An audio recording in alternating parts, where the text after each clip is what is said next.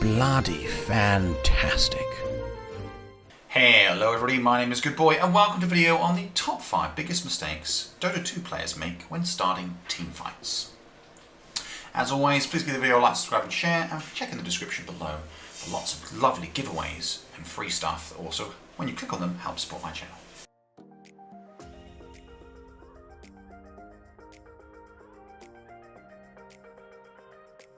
Initiating with the wrong hero. This is a mistake made countless times. Sending in squishy heroes, squishy cores, or even worse, like a sniper going in first or close to going in first, are not intelligent ways to start fights. The rules of starting a fight is you either one of two things. You either have a tanky initiation hero, and it says it in Dota, initiation hero, that, for example, can tank a lot of damage and doesn't instantly die. That's the key rule, they don't instantly die. Or you have, for example, support heroes that give you temporary invincibility. So Shallow Grave or False Promise or whatever. And that means while the enemy team kind of has to force to fight this hero, or starts fighting this hero and then suddenly find that ability applied upon them, all of a sudden they're wasting lots of damage, lots of magical powers, etc, nukes on this hero that isn't going to die, while the rest of your team is able to start doing a lot of damage to them and bring them down. And this is kind of the thing that stands out probably the most of anything, is that if they can't really kill the initiator, and certainly not very quickly, the team fight is always going to go into your favour because they keep focusing on the one hero they can't kill. So that's a pretty good advantage. What you don't want to do is go gun-ho with a hero that actually isn't that durable. And there are some strength-based cores you're like, oh yeah, we'll go in that one. But actually they're still not that durable and probably shouldn't start a fight. And so you have to be very, very careful of making sure that the right heroes are going in first.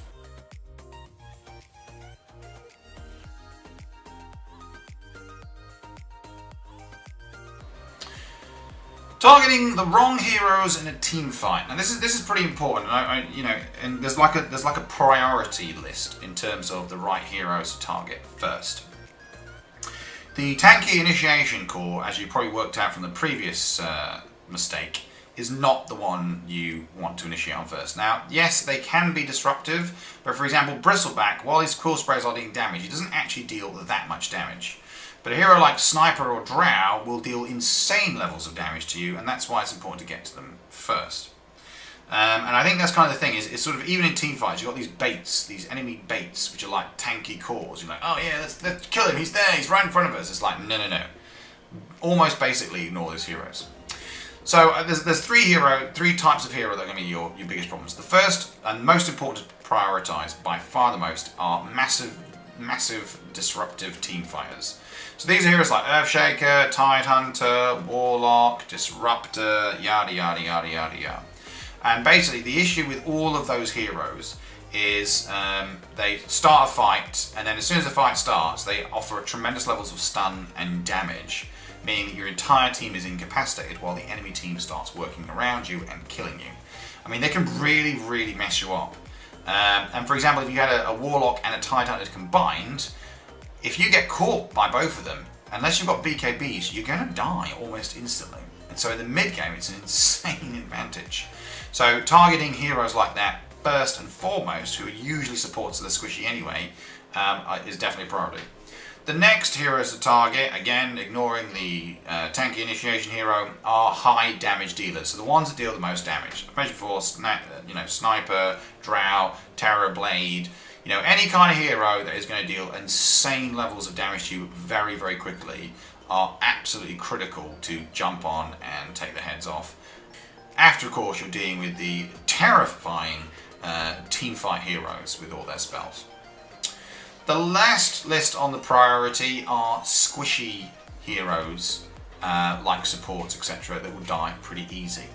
That's kind of like the next default on, because if supports will die quickly, if you kill them first, chances are you'll still be alive and they'll be dead, and that turns the team fight in your favour, because it's 5 versus 3 or 4 versus 3 or whatever. And that numbers are very important. If they are a man down, or you're a man down, that will completely change the outcome of a team fight. And even though you might feel like that one teammate isn't that significant, it's amazing how disruptive and annoying they can be when a fight happens. So, and then last on your list, of course, is the tanky initiators. So effectively, you've got to do the opposite to what you're trying to do, which is initiate with a tanky hero. Your team wants to simply target anyone but the tanky hero on the enemy team. They're the last ones to kill.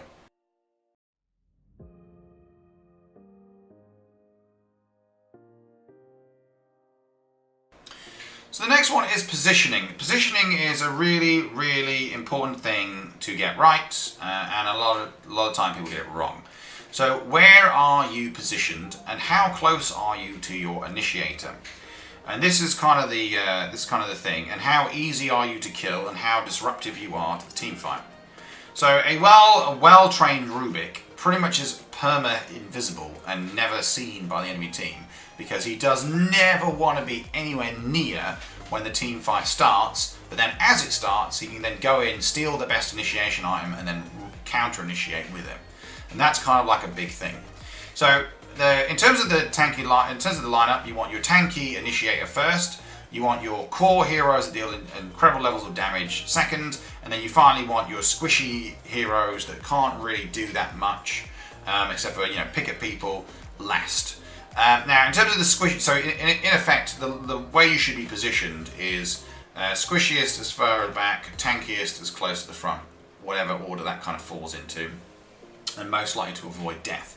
But it isn't just that, because you can also be too far away, in which case you're no use. So keeping your balance where you're close enough to, within a second, use a spell, but not so close that then when a team fight happens, they can easily see you. The other thing as well is being close to or around trees when the fights start. Diving and almost juking before a team fight starts can also be really, really helpful. Because when the team fight does actually start, the enemy team's like, well, where are the two supports? What's going on here? Meanwhile, you're like, ha, I'm juking behind a tree, ha ha. So there is definitely that, but just make sure, depending on how tanky you are, is how close you should be to when the spear of your team fight happens.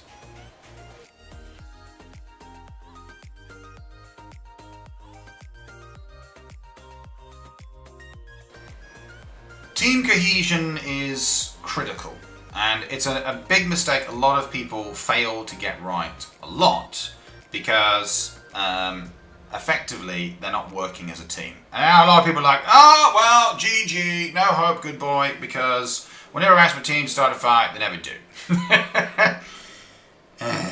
And that is correct, that is true. Coordinating with a team is difficult. But you've really got to ask yourself the question, which is, you may know that it's right to push and try to secure objectives. It is irrelevant what you know if your team isn't with you.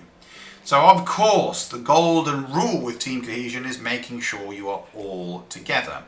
Or you have a hero that can rapidly join the fight. So for example, Nature's Prophet or Spectre. Spectre is a great example. You can just be free farming in the jungle, dividing his ultimate up, you can start a fight, and then he turns up. Everyone's scared, he starts, flipping around the different heroes, like, ah, I'm a Spectre, ha! Great hero to do that crazy madness. So,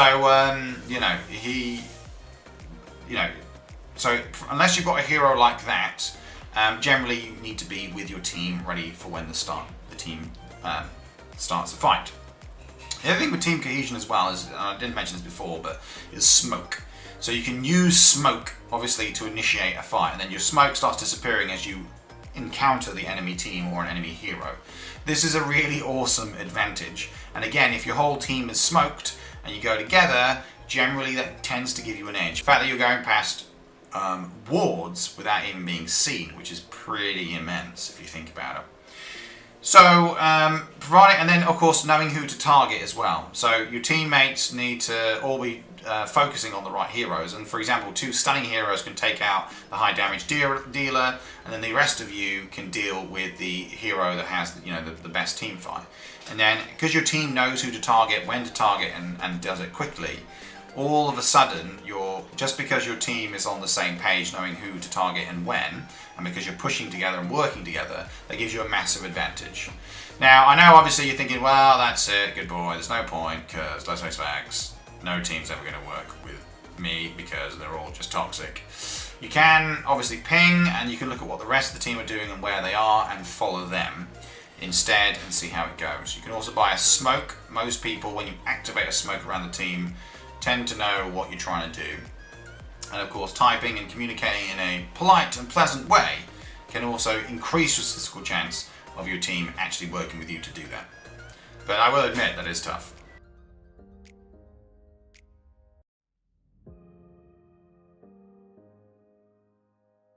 So the golden rule that people get so wrong is vision.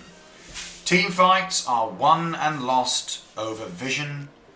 It is so critical, I cannot emphasize how easy it is to screw it up and how important it is to get right.